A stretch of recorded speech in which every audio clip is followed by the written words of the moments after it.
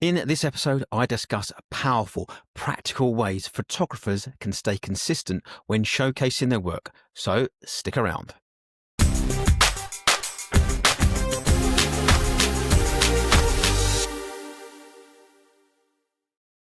Welcome to the Visual Storytelling Podcast.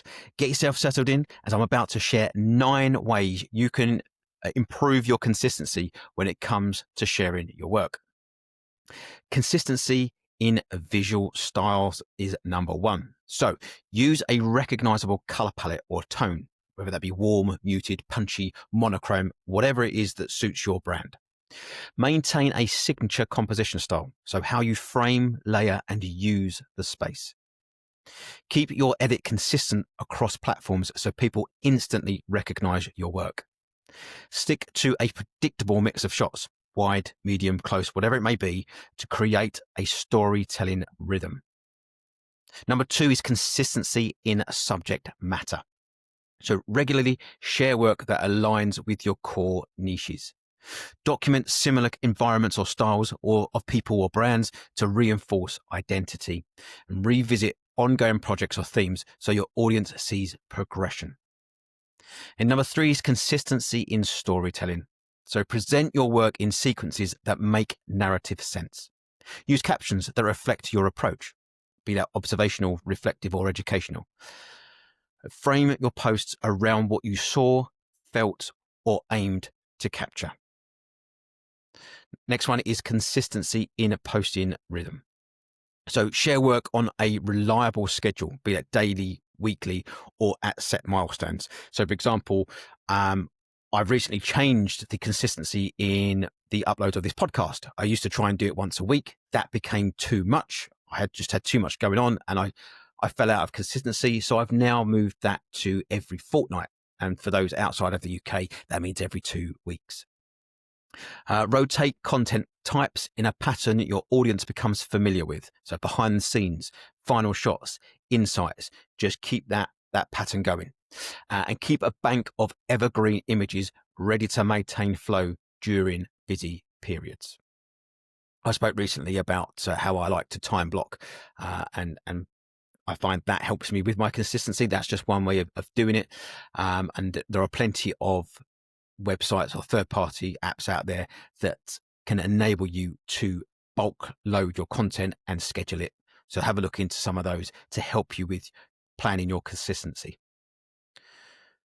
Number 5 is consistency in messaging and voice. So write in the same tone, but yet calm, curious, conversational, documentary focused. Use similar phrases or similar phrasing around your process so your brand language becomes identifiable, and include small repeatable motifs like, here's what caught my eye today. So for example, on not just a podcast, but a lot of what I post, I always end with be creative, be inspired, be you. So that's a repeatable motif. Then we go on to consistency in presentation. Use the same layout for carousels or photo series.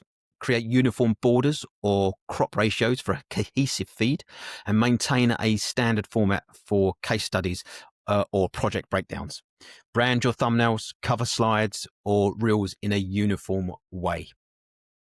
Using uniform borders or crop ratios is something that I've not been consistent with when it comes to Instagram posting, something that I am now in the process of reinforcing within myself. But yeah, things like that, just be consistent around how you present your work. Then we go on to consistency in value. So provide regular insights into your process. So lighting choices, approach, reasoning, those sort of things. Share learnings, mistakes, and behind the scenes moments to keep things real. I speak a lot about documenting the process and the power of documentary video and photography, and how as creatives, we tend not to do that for ourselves. We do it for our clients, but not ourselves. So just really trying to push documenting your work, the behind the scenes, especially the mistakes. People can learn from those mistakes. And you might even get people weigh in and share their experiences, having experienced the same thing, and how they overcame it. It's all about learning from one another. We then move on to consistency in engagement and community. So reply in your own voice. be that warm, thoughtful, or observant. Show up daily or weekly to engage with others' work, and collaborate with creators or brands that align with your photographic identity. It's very easy as a creative, especially when we're going through a dry spell, to just take any job.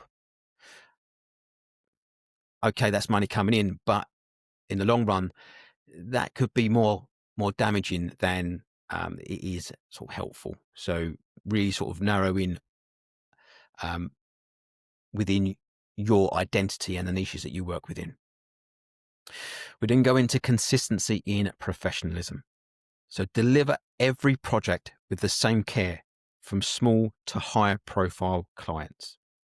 Keep your portfolio updated so it mirrors your current style, and present your rates, process, and expectations clearly and the same way each time. How you want to present that, entirely up to you. That's a matter for yourself, whether that's mentioned within the contract, whether that's on your website, a matter for you. But present your rates and process and expectations clearly and the same way each time. Now, before I conclude this episode, I have a small ask. It's the same ask I have every week. I'm looking to have more guests on the podcast in order to provide you, the viewer and the listener, depending on where you're seeing this podcast or listening to this podcast, I want to provide you with more value. So with that in mind, if you work within the creative space and would like to have a conversation about what you do and the benefits it offers others, get in touch. Let's have a conversation. If you work with creatives, albeit not necessarily in the creative space, and you want to have a conversation and talk about how you can help creatives, then again, get in touch. Let's have a conversation. I'll leave my social handles in the description. And once again, thank you for lending me your ear. I genuinely appreciate your time. Don't forget to follow the Visual Storytelling Podcast. And until next time, be creative, be inspired, be you.